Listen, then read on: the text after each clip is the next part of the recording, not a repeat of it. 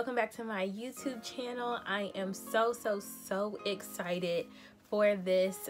This is a new segment that I am going to add to my YouTube content called G Talk. As you can see, shout out to Creatively Joe for the logo. It's giving me real Oprah vibes, that I have my whole little situation at the top, so that's super exciting. But essentially, if you guys don't know, my name is Marquise G, hence G Talk, and I really wanted to do this just to give some content that was genuine and authentic to who I am. And for me, I love just being able to speak positivity into other people's lives, but not showing it in a way that it just seems like everything in life is super perfect, because as you can all see in the times of Rona, it's not. And I love to share the experiences that I've had in my life that have gotten me to where I am today.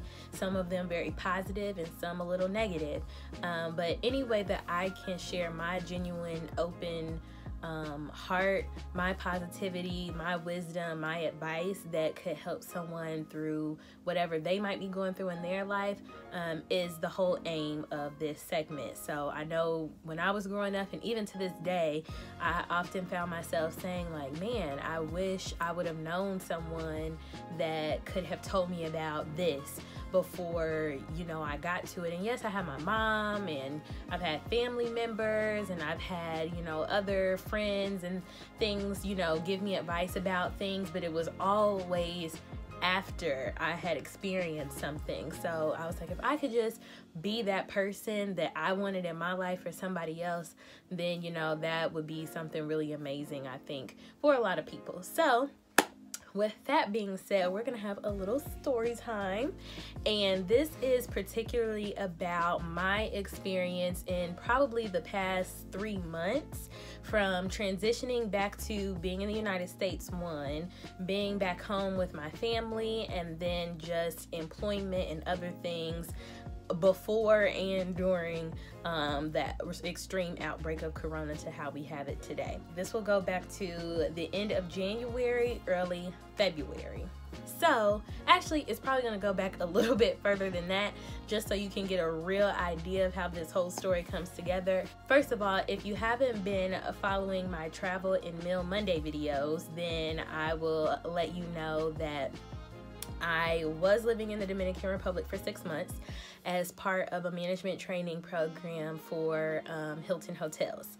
It was an absolutely amazing experience. There is nothing I would change about it at all. You know, the good parts and the bad parts, because it definitely helped me to see things about myself and what I wanted in life and things to look out for going forward. So I lived there for 6 months, and if you know me, I'm a super organized person. I love to have everything just planned and organized, and, you know, as far out as I can go. And with this, it kind of made me live a little bit more in the moment than what I was used to, especially when it comes to things regarding like my life and my future and my finances. Those things I always like to have locked down and secured as much as possible. So while I was there, as time was winding down, of course, I'm looking towards my next steps. You know, where am I going to be living? How soon am I going to be working? When is my next paycheck going to drop? All of these things. And as time was going on, I wasn't getting as much feedback. And then January came. So January 1, I'm like, okay, I have 31 days until this is all over and I have to move on to my next steps. Now, of course, trying to, you know, thinking about moving out of the country, one, now moving back into the country I reside in. It's called Repatriation, I believe. If not, I'll put the actual word at the bottom, but I believe it's called repatriation, which basically means getting back accustomed to what you're used to when you've moved away from, you know, your state, your country, whatever, for a certain amount of time. Yes, I was only gone for 6 months, but 6 months is a long time. 3 months is a long time. Imagine for like all of the college students, when you leave from home and you come back for that first break, whether it's fall break or you come back home for that first holiday, and you're like, oh my gosh, like things are totally different around here. that's exactly how it felt. Like, I came back home, my streets were paved, there were new restaurants around the corner, so much, like, little things had changed, but it was a lot of change at the same time. So I'm trying to figure that part out. Also, where am I going to live? Am I going to be moving to another country? Am I going to be moving to another state? These are all things that I need to know. However, these questions were not being answered. And I'm starting to get a little nervous, a little worried, but I go home and I'm like, it's okay. Things will fall into place as they need to. Well, the month of February, I came back February 1st. And this is Super Bowl weekend. It's a lot of commotion going on and things like that. So I was like, okay, I'll wait till the following week, you know, to start communicating with my advisors, with my recruiters and things of that nature. Well, the first week I was back, I just, you know, settled back in, reorganized, got unpacked and all those things. And in the following weeks, I'm communicating with my recruiters and certain managers in the region. And I'm letting them know that, you know, one, I'm ready to figure out what my next step is. At this point, I have no interviews lined up, no interest, none of that lined up at this point. I also knew pretty much for a fact that I did want to come back to the United States, just because me personally, the things I want to do with the rest of my life, I cannot see that being done in another country at this time. I did love being out of the country, but it's not for everybody. Just like it's not for everybody to move away from their original state. You know, you have to find what's for you in the right timing. And it just wasn't for me at that time. Well, as this is going on, you know, I'm making, you know, sending in my requests and, you know, things that need to be met in order for me to be comfortable to make certain decisions. And no matter how much I'm trying to communicate these things, it's like I'm talking to a brick wall. Like, everything I'm saying, they're spinning it in a different direction or just directly ignoring it, to the point where I've told them several times I don't feel comfortable moving out of the country. And next thing I know, the next day I'm getting phone calls from people in Barbados or Cancun or something for interviews. And I'm like, this is like, am I not making sense? I'm asking my mom, like, I'm literally letting her read the emails that I'm sending and things of that nature. And I'm either not getting the responses directly answering what I'm asking for, or I'm not getting responses at all. Now, in this point in time, it starts to settle in that, okay, Marquise, this is probably not going to work out how you want it to, so you need to start to make your next steps for, you know, what you want to do. And that was a very hard thing for me to accept, because here I am, I graduated from college, I'm, you know, did this program to fast track me to, you know, a better position, and now I'm basically starting from ground zero all over again. And that was kind of a defeating thing for me. And I had to realize, for the first time in life, I had to deal with me and my issues. For the first time in my life, I had to do that. And it was kind of a scary thing, and I felt very, very defeated. And at this time, I started going back to church. I've been raised in the church my whole life, but of course, between college and moving out of the country and all those things, it was kind of hard for me to stay on pace with it as much as I was when I was younger, over the past 4 to 5 years, essentially. So I took the time and I started going to Bible study on Wednesdays with my mom, and we would go to church together on Sundays. And this is a new church than the church I grew up in. And it was like, for the first time, I don't know, I always say that I could never understand certain things in church. My mom would say it's because you haven't been through enough things yet for it to really register with you in your soul. And at this point, this was a huge thing for me in my life. I'm back home. My parents have pretty much been empty nesters for almost 1.5 years, but now I'm moving back in with my parents, and I thought I was anticipating moving at least to another state by the time I came back from the Dominican Republic, and now here I am moving back in. But I started going to church, and it was just every Wednesday and Sunday, these sermons would just resonate so much with what I was going through in life. And so that was one thing. Over time, I'm putting in applications to different things. I'm literally applying to everything under the sun. Banks, schools, museums, zoos, anything you could think of that was still in line with, you know, what I majored in, what I was looking to do, but that was also just gonna get me employed and get me a good paycheck in the next couple of weeks. And a month went by and things were still not, I was starting to get some callbacks by the end of February, but just things weren't going as fast as I would have liked them to. And then fast forward to the beginning of March, like the second week of March, I had applied for the job that I have now. And the day I had an interview with them, it was like, I'm a very like spiritual person, so I'm in tune with like my feelings and how I feel and like things that come over me when I enter certain situations. And the day that I had my interview, it had been really gloomy and just cold literally almost every day before this, from the time that I came back in early February. But this one day, it was windy, it was still a little cold, but it was so sunny outside. And I'm a person that's deeply affected by sunlight, so sunlight really gets me motivated. It helps me to stay focused and things of that nature. And when I went in there, from the moment I walked in there, everybody was so nice to me. First of all, the recruiter, the HR manager, he had the same last name as me, which I did not think was a coincidence at all. And all my interviews, they were more so like we had known each other forever and we were just like catching up and things of that nature. There weren't many serious questions like, oh, why do you want this job? Or they asked me those things, but there were a lot of just, you know, getting to know each other type of things. And they were when they did talk about the job, it was more so like I was already hired in a way, which was weird to me. And the thing that kind of stuck out to me was one of my interviews, she's actually my supervisor now, and she talked about my Mail Monday videos. And I was like, whoa, they really took the time to like, you know, stalk me essentially and figure out what I was about. But the fact that she took that time and she actually enjoyed what she saw was a very good sign for me. And they told me I was going to hear back in about 2 weeks. It ended up literally being an exact week that I heard back from them that I got the position. Now, in this time, this is when COVID-19 is starting to hike up a little bit, starting to get a little bit more intense. And I'm just praying and praying and praying that I make it to my first day on March 16th, just so I can make it on payroll and I know I have something guaranteed just in case something hits the fan.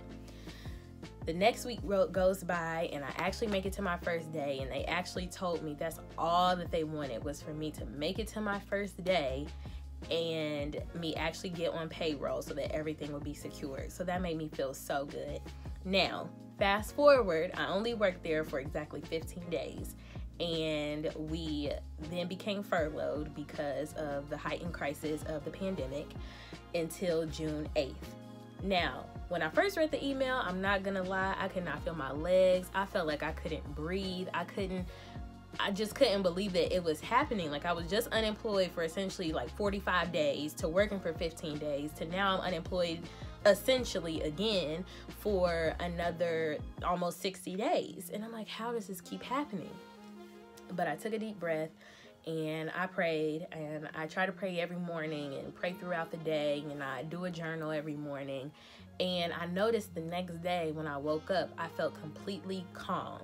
Nothing in my mind. Normally in a situation like that, my mind would be like thinking, what can we do next? Where can we find something? And I was just completely calm. I was very still in my entire body. And nothing was like, oh, we gotta file for unemployment. We have to, you know, start looking for other jobs, look for this, look for that. And I started thinking about the good things. If you know me, I try to be as positive as I possibly can. But in this time of Corona, I've learned to be overly positive. And I thought about it and I was like, Marquise, you found a job right before all these things started to go down, before we were on stay-at-home orders, all of that. And you're only furloughed. You're not fired. You still have a job to go back to when this is all said and done. And at the end of the day, you don't really need, you know, you got a couple of checks during your time there. So you have enough to sustain you during this time. You don't have to spend your money on a lot of things anyway. And so I just started thinking about the blessings and how I was here. I could have been stuck in another country somewhere if I would have took all the other jobs that were thrown at me beforehand. I could have been stuck somewhere. I could have been without a job when all this is said and done. But then I thought about it and it made me realize that God is always working. After this, I knew it for myself, but after this, there is no way you can say that God is not real. He knew all this was coming, and he set everything up for me to see, one, how evil corporate America can be, how you have to look out for yourself, because not everybody has your best interest at heart. And 2, that you have to know your value and not just settle for things just because it seems like it's a quick fix right now. And I'm getting to a point in my life where, yes, I'm young, but I'm getting older. And how I think about things really has to change in terms of where do I see myself going and how do I think I'm going to get there. Now, I'm not saying turn away $1 just to turn away $1. I was very secure in the fact that when this is all said and done, I still have a way to make money. But at the end of it all, it made me really open my eyes to the fact that this is a moment of stillness and solitude that a lot of people need. Whether they see it or not, this is the type of time that we need to, 1, center ourselves and get back to what's really important in life. Every day, I know I only did it for 15 days, but every day I was waking up at 6:30. I was at work all day for 9 hours at least a day. I would come home, get home about 5:30, take a shower, pack my lunch for the next day, eat dinner, maybe watch TV or hang out with my parents for an hour or so, and be in bed by 10 o'clock every single day. And while I love the place that I'm at right now, don't get me wrong, I know in my heart that's not what I'm supposed to be doing for the rest of my life. So this is giving me time to do things that I want to do for myself. It's giving me time to be with my family like I haven't really been able to do in the last 4 or 5 years. I haven't really spent time with my own sister in a couple of years. Before this Easter weekend, the last time I really spent time with my sister was when my family came to visit me in the Dominican Republic in December. So from December to essentially just now in April, I haven't even seen my sister. So it's just giving me a lot of time to reflect on what's important to me and what the direction is in my life that I need to be going. And I know it's sad and I know it's very unfortunate, and I pray every day for anybody that's afflicted in any manner. Also the people who can't isolate themselves, as efficiently maybe as I can, because, they live in a house with way too many people or whatever the case may be. I understand there are a lot of downsides to this whole thing, but there are also a lot of positives. And I feel like every person in this moment deserves to take the time for themselves to figure out what that positive is for themselves. There is literally something, whether it's spending time with your family, whether it's building your connection with God, whether it's reading that book that's been on your shelf for 3 years, whatever the case may be, is picking up a new skill, learning a new trade. If it's the company that you always wanted to work for and you've never been able to get in, start building your resume back up, because one thing that is going to happen, the job market is going to bust wide open when this is all said and done. So just really be thinking towards your future and what can you do for yourself and your family and your loved ones that can propel you. So this whole time, I just encourage people to find peace first. Find peace within yourself about any and everything that's been going on in your life. Start to reflect on how things were before COVID-19, all the things you said, oh, I wish I could do this, or I want to change this. How can we start making steps to make that happen? And just realize that God is always working for the better. He's always working for the better in your life, in my life, in everybody's life right now. Again, times are hard, times are difficult, times are uncertain, but everything happens for a reason. And this is not a place where God made a mistake. I guarantee you it's not. Always trust your instincts. Always trust your instincts. Never let anybody manipulate you or, trick you into doing something that you feel in your soul is not right for you and your well-being. Always stick to that first gut feeling. When you hear or see something and it makes you cringe, follow that feeling, because it didn't come from anywhere. It might be gas. It might be gas, but just make sure you pay attention to whatever that first gut instinct is whenever you think or hear about something. and just know your value when it comes to anything. Even when you might feel like you're settling for something in the short term, know your value even then. If it's a relationship, if it's a job, if it's someone in your family, whatever the case may be, always know your value. You have something to bring to the table no matter what situation you're in. Just always know that there is something you have that somebody else needs. And I'm telling you, just off of those 3 things alone, in these 2 to 3 weeks that I've officially been in self-quarantine and part of it being furloughed, I've gained so much more opportunity and so much more wisdom and just overall peace and comfort within my own life just by realizing those 3 things. So I encourage that for you. I'm going to do probably a week-long video upload next week just on different topics during the coronavirus time, so we can dive a little bit more in depth into that. But that's just all I wanted to communicate to you guys today about that. So if you received any type of insight, if you found this valuable in any way, please let me know down in the comments. If you have any topic specifically that you would like me to address, I do not proclaim to be a master at any of these things. I'm not a psychologist. I'm not a therapist, although I have thought about going back to school for it. But I am not a professional in any way. I've just, been through life. And that's what this is all about. It's just figuring out how to get through life the best we can by helping and supporting one another. So let me know what you think about this. Definitely leave some comments below. Make sure you like, comment, and subscribe to my channel. Please always remember that you are strong, fearless, and capable. Always take that with you. And I'll see you next time. Bye.